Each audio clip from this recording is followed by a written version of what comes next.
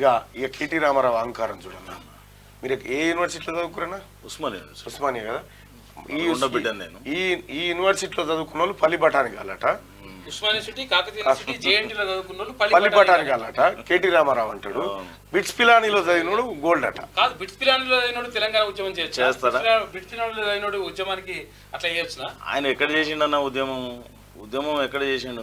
నడిమిట్ల జొరబడి అధికారాని కోసం వాళ్ళ అయ్యా పిలిస్తే వచ్చినోడే గాని నిజంగా లాఠీ దెబ్బలు తిని ఉద్యమాన్ని ఊపిరిచ్చిన ఉస్మానియా యూనివర్సిటీనే ఉద్యమానికి ఊపిరిచ్చింది. పట్టభద్రులు అంటే అలుసా, కేటీఆర్ ని దురహంకారం మానుకోవా, తెలంగాణ యూనివర్సిటీలు అంటే చిన్న చూపేందుకు, విశ్వవిద్యాలయాలపై చిన్న దొర చిల్లర మాటలు, ప్రత్యేక రాష్ట్ర ఉద్యమాన్ని నిలబెట్టిందే యూనివర్సిటీలు, అమెరికా బంకుల్లో పనిచేసే సంకనాకినోడికి కేయూఓయు జేఎన్టీల వాల్యూ ఏం తెలుసు, కేటీఆర్ పై బగ్గుమన్న విద్యార్థి లోకం, అధికారం పోయింది, చేసిన అవినీతి అక్రమాలు బట్టబయలై అబాస్ పాలయ్యిండ్రు, కవితక్క లిక్కర్ స్కామ్ లో జైలుకు పోయిండ్రు, తెలంగాణ పేద ప్రజల ఉసురు తలిగి అయ్యకు కాలిరిగింది, 10 ఏళ్ల పాటు సాగించిన అరాచక పాలనకు బీఆర్ఎస్ నామరూపాలు లేకుండా పోయింది, క్షేత్రస్థాయిలో ప్రజలు చీదరించుకుంటారు.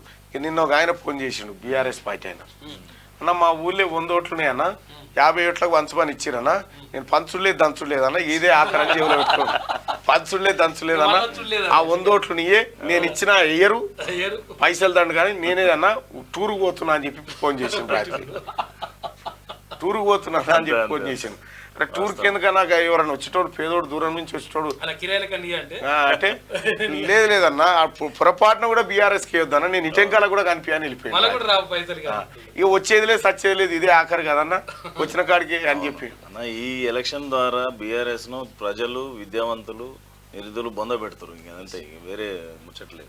రైట్గా 10 ఏళ్ల పాటు సాగించిన అరాచక పాలనకు బీఆర్ఎస్ నామరూపాలు లేకుండా పోయింది, క్షేత్రస్థాయిలో ప్రజలు చీదరించుకుంటున్నారు. అయినా చిన్నదొర కేటీఆర్ మాత్రం నయా పైసా ఇజ్జత్ అనిపించట్లేదు. అధికారం పోయి పాతాలని పడిపోయినా తల బిరుసు మాత్రం దిగట్లేదు. అధికారంలోకి వచ్చేందుకు తెలంగాణను అడ్డుపెట్టుకున్న కల్వకుంట్ల కుటుంబానికి నేడు తెలంగాణ పట్టభద్రులు అంటే అలసైపోయింది.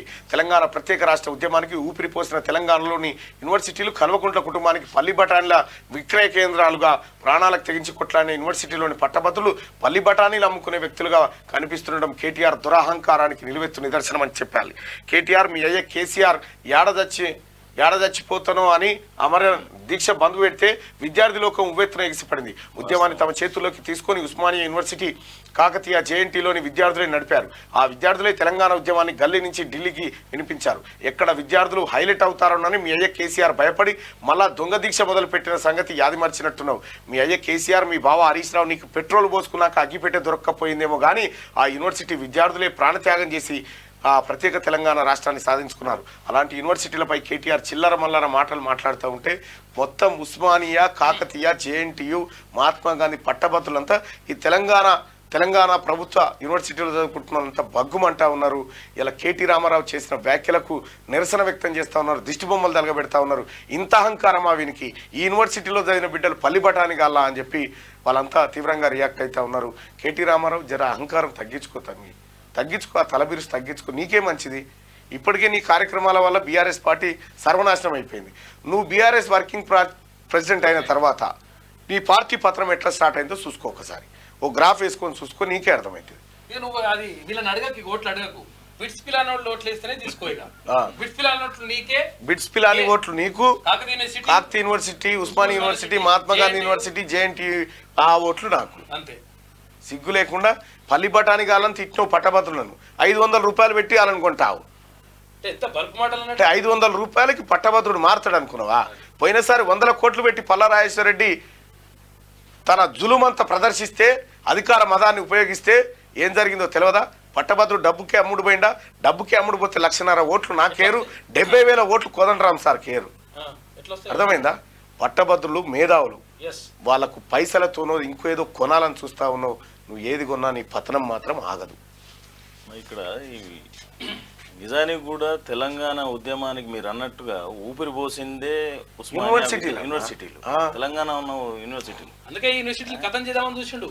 ఈయన ఫ్యాకల్టీ నింపలే, టీచింగ్ ఫ్యాకల్టీ లేదు, నాన్ టీచింగ్ ఫ్యాకల్టీ లేదు, తర్వాత నిధులు లేవు, మొత్తం నాశనం చేసి ప్రైవేట్ యూనివర్సిటీలు పెడదామని చూసిండు. ఈయన కథ కాదన్నట్టు ఆయన అనురాగం.